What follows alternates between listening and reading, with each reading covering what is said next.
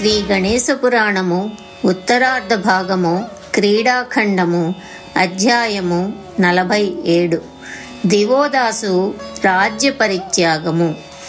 విద్వద్వరేణ్య రూపంలో ఉన్న ఢుండి పలుకులు విని రాజు, ఓ మునిసార్దులమా, నువ్వు ఏమిటి ఆజ్ఞాపిస్తే అది నేను చేస్తాను అని ఢుండి రాజుకు వాగ్దానం చేశాడు.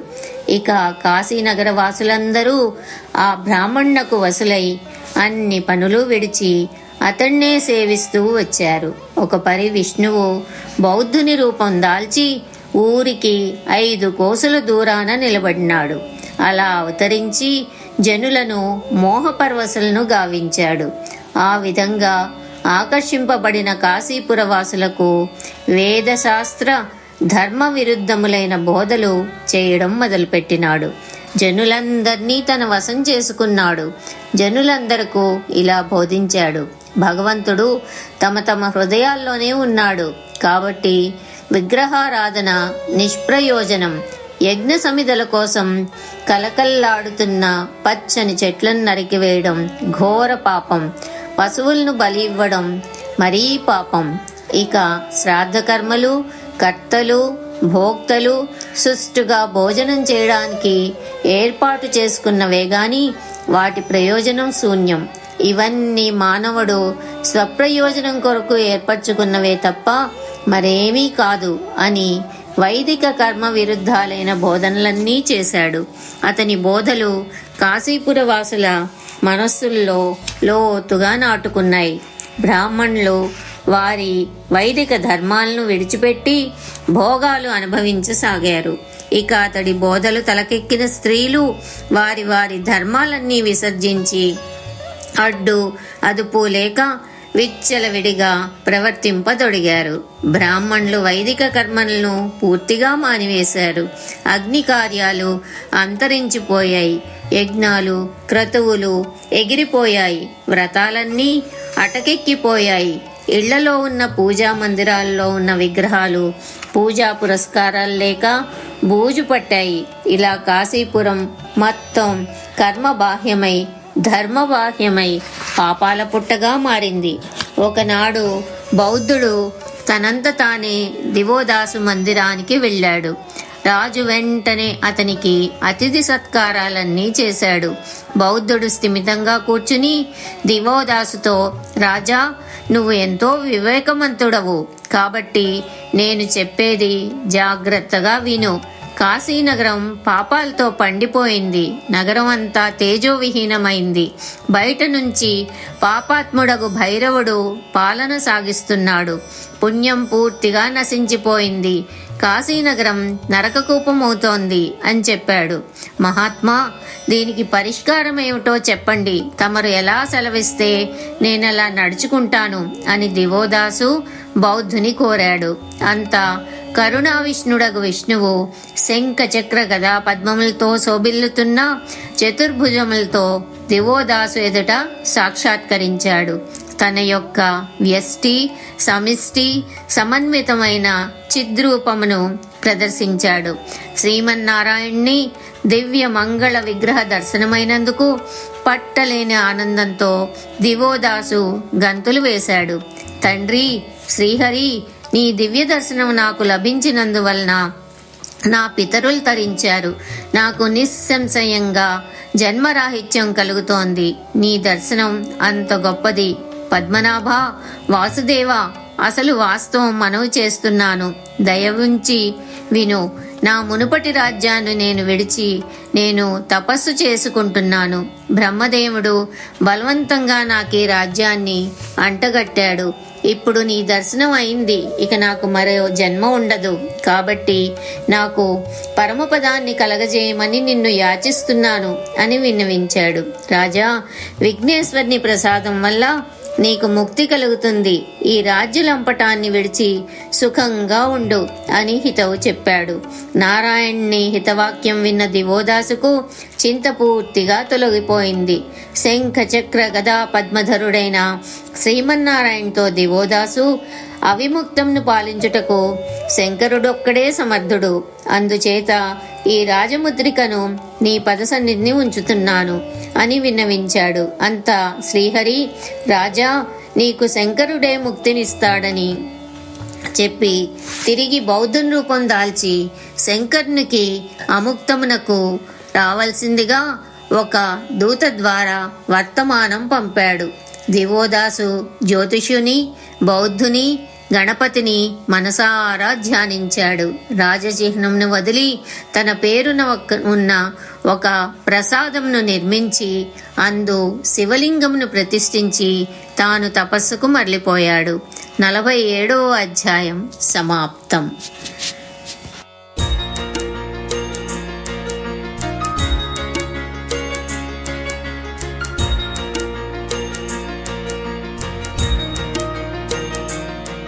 శ్రీ గణేశ పురాణము ఉత్తరార్ధ భాగము క్రీడాఖండము అధ్యాయము 48. డుండి గణపతి కీర్తికి వరములసుకుట. రాజు కాశీనగరం విడిచినట్లు తెలిసిన డుండి గణపతి జ్యోతిష్యుని రూపం విడిచి తన పూర్వరూపం దాల్చి శంకరుని కాశీపట్టణముకు రావాల్సిందిగా ఒక దూత ద్వారా కబురు పంపాడు. శంకరుడు తన వృషభమును అధిష్ఠించి దివ్య వాద్య ఘోషల మధ్య స్వజనుల జైవాచకముల మధ్య కాశీపురం చేరుకుని వెంటనే డుండిని గూర్చి ఇలా ప్రార్థించారు. శంకరకృత డుండి గణపతి ప్రార్థన. త్వమేవ విశ్వేశ్వర విశ్వరూప విశ్వం సృజస్యత్స్య హి పాసి దేవ శుభాశుభం కర్మ నిరీక్ష్య తస్య దదాసి భోగం వివిధం గణేశ బ్రహ్మాపి సృష్టిం కురుతేంగితాత్తే తద్రక్షణం చైవ హరిస్తథాహం సంహారకారీహ చరాచరస్య విభాగకృత్యం హి గుణత్రయస్య తవ ప్రసాదాద్ధరిరబ్జజోపి శివశ్చ శక్తో నిజకర్మ సిద్ధయే త్వయా వినా వేదనిధిర్వృథా స్యాత్ త్వదీయశక్త్యా సురశత్రునాశః తవ ప్రసాదాద్ధరిరబ్జజోపి శివశ్చ శక్తో నిజకర్మ సిద్ధయే త్వయా వినా వేదవిధిర్వృథా స్యాత్ త్వదీయశక్త్యా సురశత్రునాశః అనంతశక్తిః ప్రకృతిః పురా త్వాం సమర్చ్య తుష్టం మహిషం జఘానా యచ్ఛ్వాస నిర్ధూతనగ ప్రపాత భీతం జగత్కృత్స్నమిదం రరక్ష త్వమప్రమేయోఖిల లోకసాక్షీ త్వమవ్యయః కారణకారణం చ వేదా వికుంఠాస్త్వయి సర్వ ఏవ శేషోధరాభృత్తవ భక్తితో హి త్వమప్రమేయోఖిల లోకసాక్షీ త్వమవ్యయః కారణకారణం చ వేదా వికుంఠాస్త్వయి సర్వ ఏవ శేషోధరాభృత్తవ భక్తితో హి త్వామేవ నత్వా పరిపూజయంతః సంతో యజంతే మనసా స్మరంతః త్వయ్యేవ భక్తిం పరికల్పయంతో ముక్తిం భజంతే పరివృత్తిహీనాః త్వామేవ నత్వా పరిపూజయంతః సంతో యజంతే మనసా స్మరంతః త్వయ్యేవ భక్తిం పరికల్పయంతో ముక్తిం భజంతే పరివృత్తిహీనాః అనేక రూపాంఘ్రివిలోచనత్వం అనేక శీర్షశ్రుతిబాహుజిహ్వః అనంత విజ్ఞానఘనో హ్యనేక బ్రహ్మాండహేతుః పరమప్రకాశః అనేక రూపాంఘ్రివిలోచనత్వం అనేక శీర్షశ్రుతిబాహుజిహ్వః అనంత విజ్ఞానఘనో హ్యనేక బ్రహ్మాండహేతుః పరమప్రకాశః. భావార్థము. విశ్వమునకు ప్రభువు, విశ్వరూపుడవు నీవే. ఈ విశ్వమునకు సృష్టికర్తవు, పాలించేవాడవు నీవే. మానవుని శుభాశుభ కర్మలు విచారించి వానికి తగిన భోగములను ప్రసాదిస్తావు.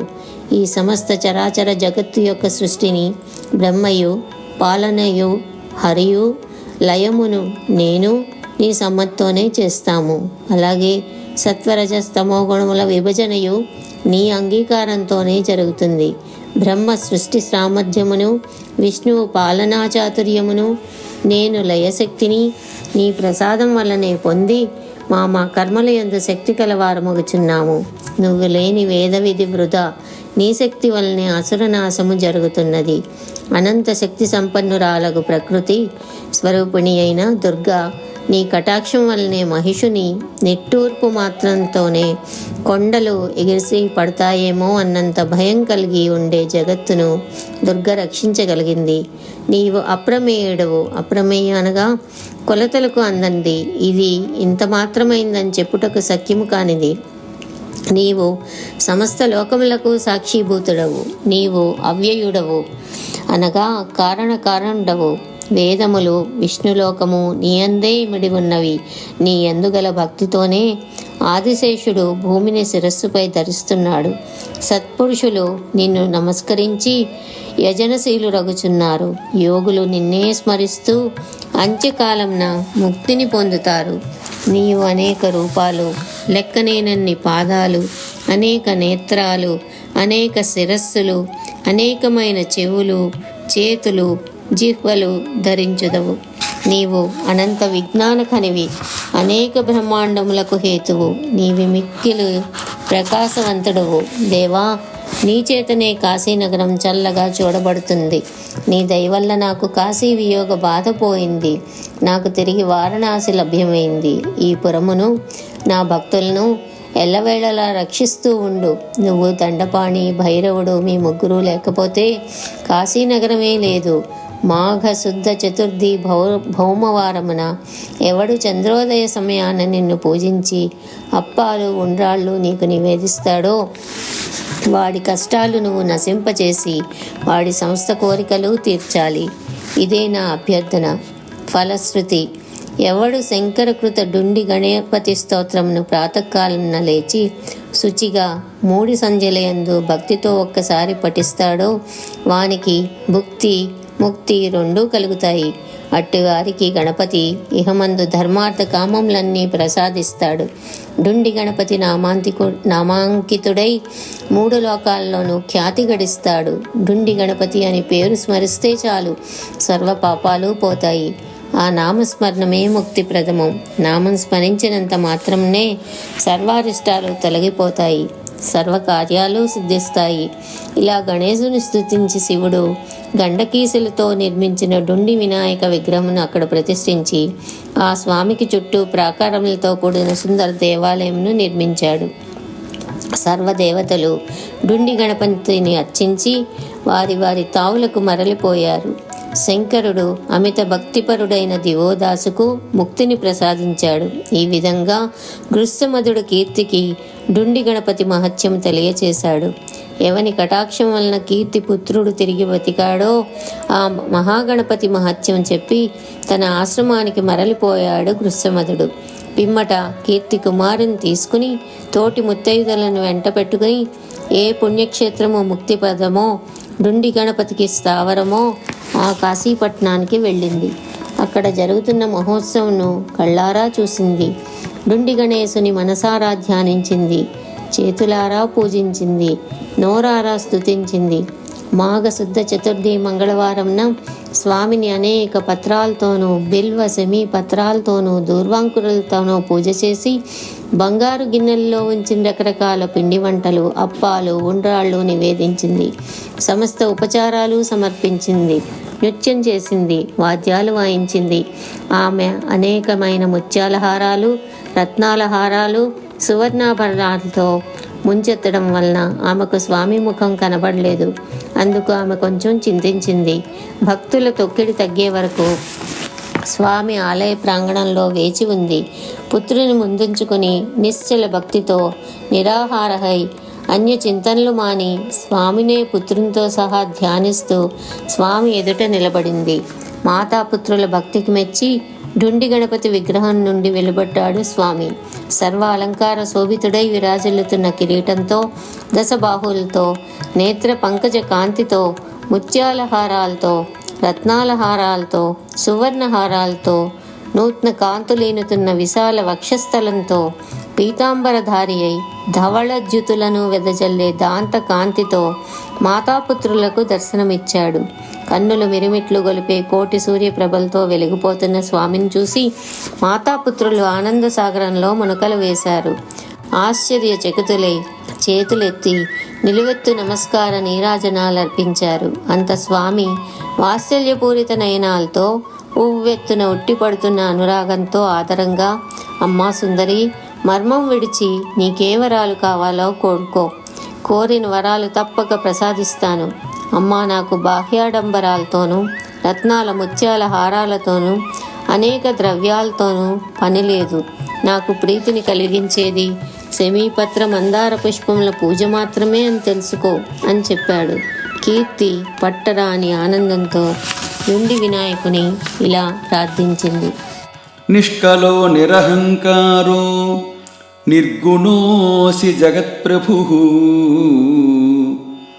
పూర్ణానందః పరానందః పురాణశ్చ పరాత్పరః దిక్పాలరూపీ సోమార్క సరిత్సాగర రూపవాన్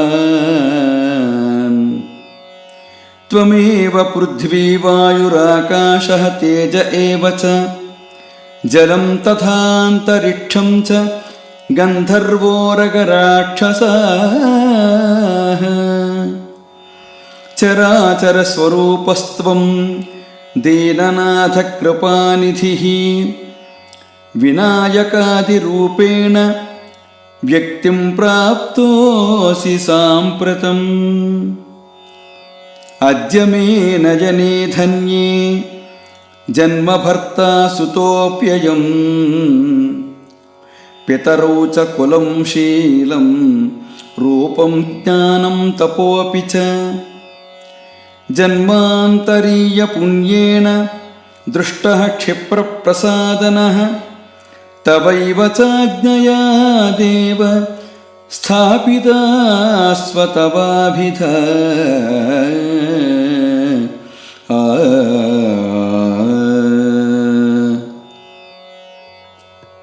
దీని భావార్థము: ప్రభు, డుండి గణపతి, నీవు నిష్కల్డవు అనగా కాలాతీతుడవు, బ్రహ్మము అని భావము, ఎట్టి అహంకారము లేనివాడవు, నిర్గుండవు, జగత్తుకు ప్రభువైన వాడవు, పరమాత్మవు, ఉత్కృష్టమైన ఆనందమే స్వరూపంగా కలవాడవు, పురాణ పురుషుడవు, పరాత్పరుడవు, సర్వ దిక్పాలకుల స్వరూపుడవు నీవే. నీవు చంద్ర సూర్య నదీ సాగర స్వరూపుడవు, పంచభూత స్వరూపుడవు. గంధర్వులు, నాగులు, రాక్షసులు నీ రూపములే. నీవు వినాయకాది రూపములతో ఇప్పుడు అభివ్యక్తమైనావు. ఇప్పుడు నీ దర్శన భాగ్యం వలన నా జన్మ, నా నేత్రములు, నా రూపము, నా జ్ఞానము, తపస్సు, శీలము అన్నీ తరించినవి. నా పితరులు, నా భర్త, నా పుత్రుడు తరించారు. నా జన్మాంతర పుణ్య పరిపాకం వల్ల నీ దర్శనమైంది. ఓ దేవా, నీ ఇచ్చ చేతనే నువ్వు ఇక్కడ డుండి గణపతి పేరుతో స్థాపించబడ్డావు. విశ్వరాట్, నా సవతి ఈ బాలునికి విషమిచ్చి చంపింది. అయితే నీ భక్తుల్లో మేటి భక్తుడైన కృష్ణమదుడు కేవలం నీపై గల అపార భక్తి వల్లనే నా కుమారుని తిరిగి బ్రతికించాడు. అందుకు మూలకారణుడు నీవే కదా. శమీపత్ర పూజ వల్లనే నీవు ప్రసన్నుడవవుతావని ఆ మహానుభావుడు నాకు వివరించి చెప్పాడు. కృష్ణమదముని ధర్మమా అని నీ దివ్య దర్శనం నాకు లభించింది. ప్రభు, నువ్వు మా ఎడ్ల దయగలవాడివైతే ఈ బాలునికి నీపై నిశ్చల భక్తిని ప్రసాదించు. వీనికి దీర్ఘాయుర్దాయము, సద్గుణములు, భక్తి, ఓర్పు, యుద్ధములందు విజయము, దైవ బ్రాహ్మణ భక్తి అనుగ్రహింపు అని కీర్తి డుండి గణపతిని అతి వినయంగా ప్రార్థించింది. అమ్మా, నీవు కోరినవన్నీ నీకు ప్రసాదిస్తున్నాను. ఈ బాలుడు 1000 సంవత్సరాలు జీవిస్తాడు. 1000 యజ్ఞములకు కర్త అవుతాడు. శాంతుడు, దాంతుడు, నా భక్తుడు అవుతాడు. అప్రతిహత పరాక్రమంతో చక్కగా రాజ్యపాలన చేస్తాడు. ఇతడు చతుర్విధ ఉపాయ పరుడవుతాడు. ఎప్పుడు నా నామంనే జపిస్తాడు. చివరకు నన్ను చేరి నాలో ఐక్యమవుతాడు అని వరమోసగి తన పరశువును బాలునికి బహుకరించింది. బాలునకు పరశుబాహుడు అని నామకరణం చేసి అక్కడి నుండి అంతర్ధానమైన 48వ అధ్యాయం సమాప్తం.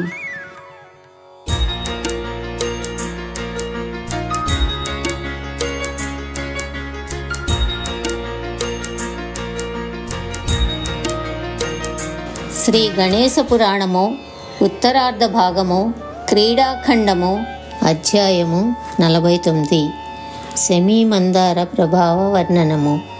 కీర్తి ఆ రాత్రి అక్కడ విశ్రాంతి తీసుకుంది. మర్నాడు ఉదయాన్నే లేచి కాల్యాలు తీర్చుకొని స్నానం చేసి డుండి గణపతికి పూజ చేసి ఒకవైపున స్వామిని విడుస్తున్న విచారంతో వేరొక వైపున తిరిగి బతికిన బాలుణ్ణి వెంట పెట్టుకుని వెళ్తున్నందుకు, డుండి గణపతి నుండి వరములు పొందినందుకు సంతోషపడుతూ కర్ణపురం అనే స్వనగరానికి చేరుకున్నది. రాజు ముందుకు వెళ్ళి బాలుని లాలనగా హక్కున చేర్చుకుని అతడి శిరస్సు చుంబించాడు. గద్గద స్వరంతో, క్షిప్రప్రసాద తనయ, చాలా రోజుల నుండి బాగా అలసిపోయాను. నిన్ను చూడడంతో నా హృదయం ఆనందంతో నిండిపోయింది. ఇప్పుడు నాకు అమృతం సేవించినంత సంతోషంగా ఉంది అని చెప్పి కుమారుని గాఢంగా ఆలింగనం చేసుకున్నాడు. రాజదంపతులు ఒకరినొకరు ఆప్యాయంగా పలకరించుకొని పరామర్శించుకున్నారు. సంతోషంగా కబుర్లు చెప్పుకున్నారు. ఆ రాత్రి వినోదంగా కాలం గడిపారు. ముందు జరగవలసిన ముఖ్యమైన కార్యం చేయడానికి, ముహూర్తం నిర్ణయించడానికి జ్యోతిష శాస్త్రవేత్తకు కబురు పంపాడు రాజు. జ్యోతిష పండితుడు వచ్చి రాజాజ్ఞ ప్రకారం పిల్లవానికి రాజ్యాభిషేకానికి సుముహూర్తం నిర్ణయించాడు. తదుపరి స్వస్తివాచన పూర్వక అభ్యుదయ కర్మ జరిగింది. పుణ్యతీర్థముల నుండి పవిత్ర జలం రప్పించాడు రాజు. వేద విధులు, ఋగ్యజుస్సామ మంత్రాలు పఠిస్తున్నారు. కొందరు బ్రాహ్మణ శ్రేష్ఠులు ఆయుష్యాది హోమాలు చేస్తున్నారు. అగ్నిహోత్రుడు తన 7 నాలుకలను చాపి వారు సమర్పిస్తున్న హవిస్సులను స్వీకరిస్తున్నాడు. వేరొక చోట పండితవర్యులు స్వస్తి వాక్యాలు చెప్తున్నారు. వాద్యకారులు కర్ణపేయంగా వివిధ మంగళవాద్యాలు వాయిస్తున్నారు. కిక్కిరిసిన జనసందోహం మధ్య కుమార్నకు రాజ్యాభిషేకం చేశాడు రాజు. బ్రాహ్మణులకు భూరి దక్షిణలతోనూ ఇతరులకు యథాయోగ్యంగానూ సత్కరించాడు రాజు. ఇలా పరశుబాహుని రాజ్యాభిషేకం కన్నుల పండుగగా సాగింది. రాజ్యభారం కుమార్నకు అప్పగించి రాజు ఆధ్యాత్మిక మార్గావలంబ అయినాడు. పరశుబాహుడు రాజ్యభారాన్ని వహించి ధర్మశాస్త్ర నీతి నియమబద్ధంగా రాజ్యాన్ని పాలిస్తూ అనతి కాలంలోనే ఎనలేని కీర్తిని ఆర్జించాడు. 3 లోకాల్లోనూ మంచి బలపరాక్రమశాలి అన్న కీర్తి గడించాడు. డుండి గణపతి ప్రతిమను కంఠమున ధరించి ప్రతిదినము ఆ స్వామికి ప్రీతికరమైన శమీపత్ర, దూర్వాంకుర, మందారములతో పూజిస్తూ వచ్చాడు. కల్లో కూడా వీటితో పూజించడం విస్మరించలేదు. ఏమి చేస్తున్నా, ఏమి చూస్తున్నా, ఏమి ఆలోచిస్తున్నా సర్వము డుండి గణపతి వయంగా భావిస్తూ ధర్మ మార్గాన సంచరిస్తూ 1000 ఏండ్లు రాజ్యం పాలించి చివరకు రాజ్యభారమును పుత్రునికి అప్పగించి డుండి గణపతి నామం ఉచ్చరిస్తూ దివంగతుడయ్యాడు. అనేక కల్పాలు వైనాయక లోకంలో ఉన్నాడు. ముని ఇలా పలుకుచున్నాడు. ఇలా నీకు ప్రభావము సంక్షేపంగా నిరూపించబడింది. ప్రాసంగికంగా శమీపత్ర మందార పుష్ప పూజా విశేషాలు కూడా నీకు చెప్పడం జరిగింది. నువ్వు కూడా శమీ మందారాలతో స్వామిని పూజించు. ఆ పుణ్యంతో సత్ఫలితాలను సాధించు. భక్తితో సమర్పించిన పత్రం కానీ పుష్పం కానీ అమృత తుల్యమవుతుందని తెలుసుకో. నిషిద్ధమైన పత్ర పుష్పాదులతో చేసే పూజ నరకానికి దారితీస్తుంది. అయితే వేరే భేదభావం లేకుండా సంపూర్ణ శరణాగతితో చేసిన పంచాయతన పూజ వలన ఏ దోషము అంటదు. ఏ దేవతను పూజిస్తాడో ఆ దేవతనే తాను పొందుతాడు. సాత్వికుడు పునరావృత్తి దోషరహితుడై ఆ దేవతలో ఐక్యమవుతాడు. రాజసుడు సారూప్యమును పొందుతాడు. తామసుడు ఆ దేవతాలోకాన్ని పొందుతాడు. అంచేత భక్తితో చేసే పూజ ఎంతమాత్రమూ వృధా కాదు. వ్యాస మహర్షి పరమేష్ఠిని అడిగాడు, తాత, విధాత, వినాయక లోకం ఏ లోకంలో ఉంది? నా సందేహం తీర్చడానికి నువ్వే సమర్థుడు. అప్పుడు బ్రహ్మ ఇలా సమాధానం చెప్పాడు. వ్యాసమునీంద్ర, వైనాయక తత్వమును తొల్లి నేను నారదునకు చెప్పాను. నారదుడు ముద్గలునకు చెప్పాడు. ఇక కాశీరాజుకు శుభకరుడగు వినాయకుడే స్వయంగా బోధించాడు. కాశీరాజు విమానంపై నుండి తన చర్మచక్షువులతోనే ఏది సుఖ దుఃఖాది ద్వంద్వములకు అతీతమైందో ఆ స్థానమును చూశాడు. ఆ వినాయక స్వామియే జ్యోతిస్వరూపుడగు పరబ్రహ్మ. అతడు ఇక్షుసాగర మధ్యమందు ఉంటాడు. సామవేదం గానం చేస్తూ సిద్ధిబుద్ధులు అతన్ని సేవిస్తూ ఉంటారు. మునిజన సంసేవితుడై నిత్యానంద స్వరూపుడై మహాప్రళయ కాలంలో అవినాశి అయి సనాతనుడై ఆ స్వామి ఉంటాడు. ఆ వైనాయక లోకం ఆ స్వామికి నిద్రాస్థానం. అయితే వ్యాసమహర్షి గణేశలోకం వర్ణించడం నా తరం కాదు. ఇంకా గణేశ సంబంధమైన ఏ ఆఖ్యాయికలు వినాలనుందో చెప్పు.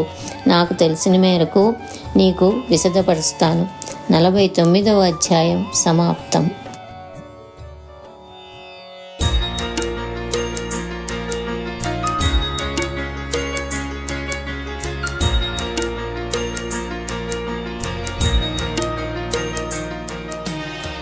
శ్రీ గణేశ పురాణము ఉత్తరార్ధ భాగము క్రీడాఖండము అధ్యాయము 50 గణేశలోక వర్ణనము.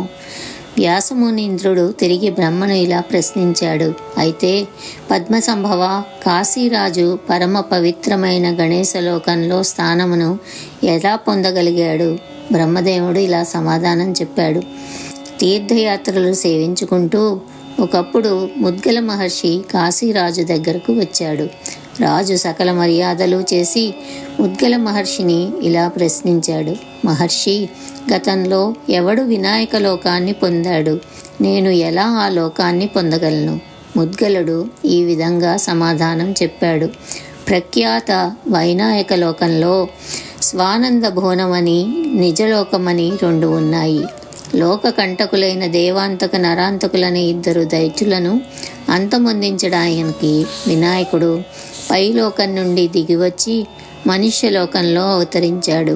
తర్వాత స్వామి బాల వినాయక రూపం ధరించి అనేక అద్భుత పరాక్రమాలు ప్రదర్శించాడు.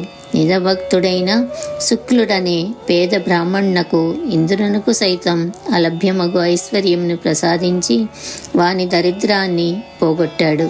రాజా, నువ్వు వివాహార్థం బాల వినాయకుని తెచ్చుకున్నావు. స్వామి ప్రదర్శించిన అనన్య సామాన్యమైన పౌరుషాన్ని నీ కళ్ళారా నీవే చూశావు కదా.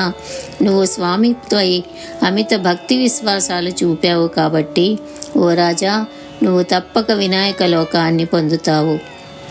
బ్రహ్మదేవుడు వ్యాసమునీంద్రునకు ఈ విధంగా చెప్తున్నాడు.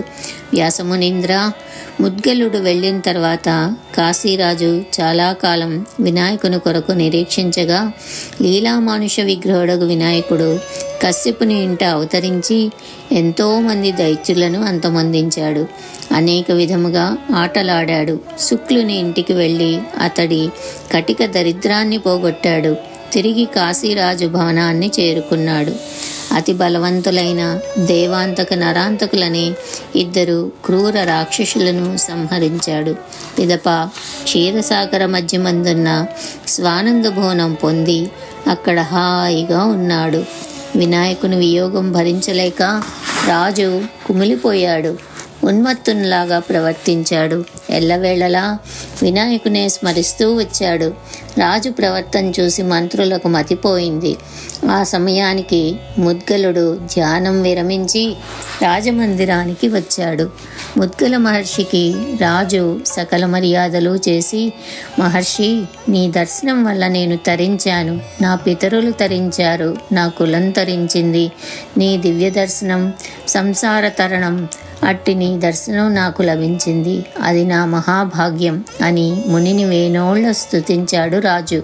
అందుకు ముద్గలుడు మిక్కిలి సంతోషించి, రాజా, నీ భక్తికి నేను మెచ్చాను. నీ వంటి రుజువర్తండు నాకింతవరకు కనబడలేదు. నీకు కావలసింది కోరుకో. నీ కోరిక నేను తప్పక తీరుస్తాను అని చెప్పాడు. అప్పుడు కాశీరాజు, మహాముని, ఈ దేహంతో వినాయక స్వానంద భువనం చేరుకుని అక్కడ ఉండాలన్న కోరిక నాలో చాలా కాలం నుండి ప్రగాఢంగా నాటుకొని ఉంది అని తన మనసులోని మాట విన్నవించాడు.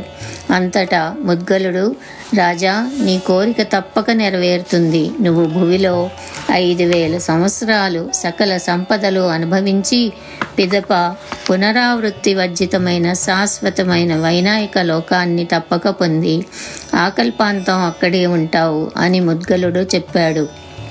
రాజు పట్టరాని ఆనందంతో, మహర్షి, త్రిలోకాల్లో మీకు తెలియనివి లేవు, మీరు త్రికాలజ్ఞులు, దయచేసి వినాయక లోకం గురించి నాకు వివరంగా చెప్పరా అని అర్థించాడు. వినాయక లోకం మరియు గజానన విరాట్ స్వరూపం వర్ణన. రాజా, కపిల మహర్షి తన తపోబలంతో కన్నది, నేను ఆ మహనీయుని వద్ద విన్నది సర్వం నీకు శాంతం చెబుతాను, సానుకూలంగా విను. లోకాలన్నింట్లోనూ ప్రసిద్ధమైనది వినాయక లోకం. అది చాలా గహనమైనది. దివ్యలోకమని, నిజలోకమని దానిని పిలుస్తారు. అక్కడ కామదాయిని పీఠంపై వినాయక ప్రభువు అధివసించి ఉంటాడు. ఓ మతిమంతుడా, ఆ లోకం యొక్క విస్తీర్ణం 5,000 యోజనాలు. అక్కడ భూమి రత్నాలు తాపడం చేసిన బంగారు భూమి. అది తన కాంతులను దశ దిశలకు ప్రసరింపచేస్తూ ఉంటుంది. స్వానంద నామాఖ్యమైన ఆ దివ్యలోకం ఇక్షుసాగర మధ్యమందు ఉంది. ఆ దివ్య భూమి వేదములచే కానీ, శాస్త్రములచే కానీ, జపాదులచే కానీ పొందశక్యమైనది కాదు. వినాయకుని కృపచే మాత్రము ఆ స్వామిపై భక్తిభావం కలవారికే అది పొందశక్యం అవుతుంది. ఆ దివ్య భూమి యందు విఘ్నరాజు సమిష్టి వ్యష్టి రూపంతో విరాజిల్లుతూ ఉంటాడు. ఆ స్వామి పాదాలు 7 పాతాళముల వరకు వ్యాపించే శేషుని శిరస్సుపై మోయబడుతూ ఉంటాయి. సమస్త దిక్కులు అతని కర్ణములు. అతని నడక తాబేల్ నడక వలె నెమ్మదిగా ఉంటుంది. ఆకాశమే అతని కేశపాసము. మూలాధార, స్వాదిష్టాన, మణిపుర, అనాహత, విశుద్ధ పద్మములను సంశోధించుచు ధ్యాత సుషుప్నాంతరంగంగా కుండలినీ శక్తిని ముందుకు నెడుతూ భ్రూమధ్యమందున్న అగ్నిచక్రమున గల ద్విదళములను శోధించి ఖేచరీ ముద్రను ప్రదర్శించి ముందుకు పోవాలి. వేరొక మార్గంన వెళ్ళుటకు వీలుపడదు. సహస్రదళ పద్మయుత బ్రహ్మాండ సరోజమున తేజస్వరూపున విరాజిల్లుతూ ఉంటాడు ప్రభువు. హృదయ స్థానము ద్విదళ పత్రకము, దశదళ పద్మము నాభిస్థానము, లింగస్థానము షడ్డల పద్మము, కంఠదేశము షోడసారము. అంతటా నిండి విఘ్నరాజు తేజోరూపంన సత్యలోకంలో యథావిధిగా విరాజిల్లుతూ ఉంటాడు. ద్వాదశాసారం వైకుంఠం. అక్కడ మహావిష్ణువు ఉంటాడు. కైలాసమున ప్రమదగణాలతో శివుడెట్లు ఉంటాడో అట్లానే కంఠాబ్జమున 5 ముఖాలతో ఉంటాడు విఘ్నరాజు. సూర్య చంద్రాగ్నులు అతని 3 నేత్రములు, భూమండలము అతని మహోదరము. 21 స్వర్గాల్లోనూ ఆ స్వామి వ్యాపించి ఉంటాడు. సమస్త ఓషధులు అతని రూమకోపములు. నదీ సాగర జలాలు ఆ స్వామి మర్మబిందువులు. 33 కోట్ల దేవతలు అతని జీవనాడులు.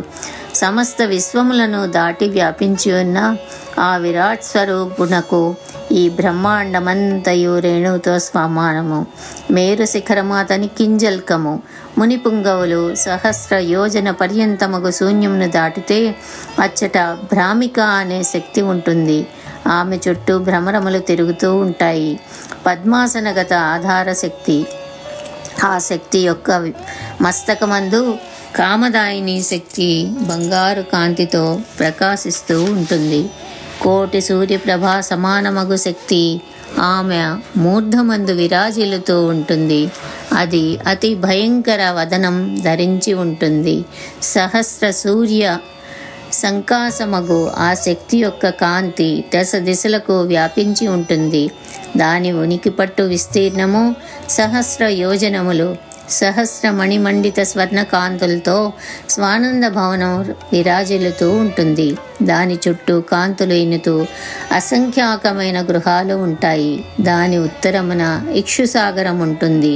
దాని మధ్య సహస్రార పద్మం ఉంటుంది. ఆ సహస్రార పద్మకర్ణికా తల్పమున వినాయకుడు విరాజిల్లుతూ ఉంటాడు. సిద్ధి బుద్ధి అతని ఇరుపార్శ్వములందు ఉండి ఆనందంగా స్వామికి పాదసేవ చేస్తూ ఉంటారు. త్రిమూర్తులు సామవేదం గానం చేస్తూ శాస్త్రాలు పురాణాలు వల్లిస్తూ ఆ స్వామిని సదా స్తుతిస్తూ ఉంటారు. స్వామి ముద్దులొలుకు బాలరూపం ధరించి సుండాదండంతో, కోమల గాత్రంతో, అరుణకాంతితో, విశాల నేత్రాలతో, తెల్లని దంతాలతో, నొసట కస్తూరి తిలకంతో, దివ్యమాల్యాంబరధారి అయి పరిమళోపేతమైన దివ్య గంధపు మైపూతతో, మెడలో ముత్యాలహారాలు, తలపై నెలవంక ధరించి కోటి సూర్యప్రభలతో, స్మరణ మాత్రానే పాపాలు పోగొట్టే దొడ్డ గుణంతో, తేజస్విని జ్వాలిని అనే ఇద్దరు శక్తులను ఇరుపర్యంకములందు కూర్చోపెట్టుకుని విశ్వరూపి అయిన గణపతి విరాజిల్లుతూ ఉంటాడు. ఆ స్వామి ఆయతనము శీతోష్ణములకు అతీతము. అక్కడ ముసలితనం లేదు, దుఃఖం లేదు. అది పుణ్యవంతులకు మాత్రమే లభ్యమయ్యే నిత్యానంద ధామము. ఈ విధంగా ముద్గల మహర్షి వినాయక లోకం మహాగణపతి యొక్క విరాట్ స్వరూపం వర్ణించి కాశీరాజుకు వీడ్కోలు పలికి తన ఆశ్రమానికి మరలిపోయాడు. కాశీరాజు నిరంతరం గణేశ భజనతో సాధు జీవనం గడుపుతూ 5000 సంవత్సరాలు ధర్మబద్ధంగా రాజ్యపాలన చేసి చివరకు బొందితోనే గణేశలోకం చేరుకున్నాడు. 50వ అధ్యాయం సమాప్తం.